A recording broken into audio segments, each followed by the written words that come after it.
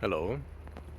I've come to talk to you about one of, if not the richest man in history. Um, Not because he had everything, but because he had everything he needed. And Alexander the Great is not who I'm talking about, but he met him. And if you're somewhat into history, you probably know this story already, but I like talking about it nonetheless. I'm, of course, talking about Diogenes of Sinope.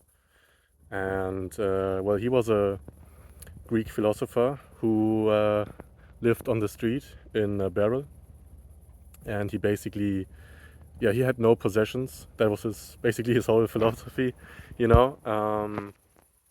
He said he didn't need it to be happy, and he was against materialism, consumerism, that stuff.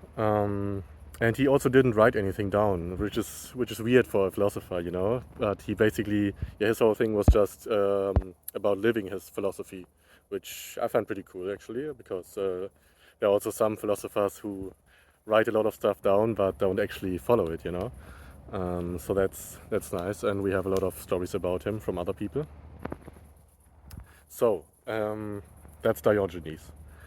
He met Alexander the Great, which I hope doesn't need an introduction, but I'm giving him one nonetheless. He was, yeah, probably, yeah, the greatest, or let's say one of the greatest generals and emperors in history. He, I don't know, like conquered basically most of the known world at his time with the Macedonian Empire. And yeah, basically the most powerful man at the time in ancient Greece. And yeah, he had everything. He basically conquered everyone and got everything he wanted in life. Although he died very young. I don't remember why. I think he was poisoned or something. But anyway, so I actually need to look this up so I get it right. There's a weird bird behind me. So he meets Diogenes. He meets Diogenes because he's actually an admirer of his. He admires Diogenes for his philosophy. So he traveled to Corinth, which was the city Diogenes was living in. And yeah, just to meet him basically and exchange some words with him. And yeah, when he came to meet him, Diogenes was lying in his barrel, which he usually did, and yeah, lying in the sunlight, basking in the sunlight. And then Alexander came up to him, asking him if there's any favor he could do for him. Basically thinking, you know, this is the philosopher I admire.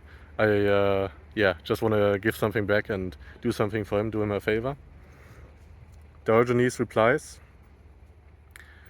"Move a little to the right, you are blocking my sun." Yeah. That was apparently so impressive for Alexander and so unexpected that he declared, if I were not Alexander, then I should wish to be Diogenes. And yeah, that's the anecdote, the story, basically. It's debated whether this actually happened or if it's just a myth.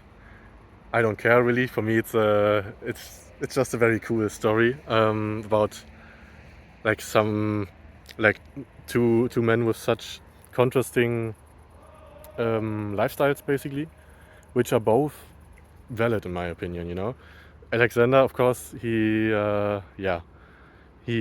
did it all, and Diogenes also kind of did, because he just had a different approach to life. You know, his approach was just I don't need anything. Like everything that I want is myself. Like my body basically, and that way he had nothing to worry about really. Whereas Alexander, I mean, he had this whole empire that eventually, I mean, doesn't exist anymore.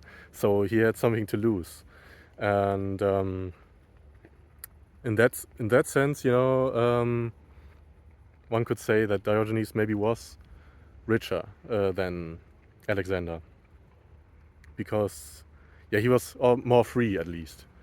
Basically, if you watched Fight Club, you know this quote already, but basically, the things that you own end up owning you, and basically that's what Diogenes lived by, and I feel like yeah, in that case, it kind of applies because like Alexander had all this shit to worry about, and yeah, Diogenes didn't. He could just do whatever he wanted basically.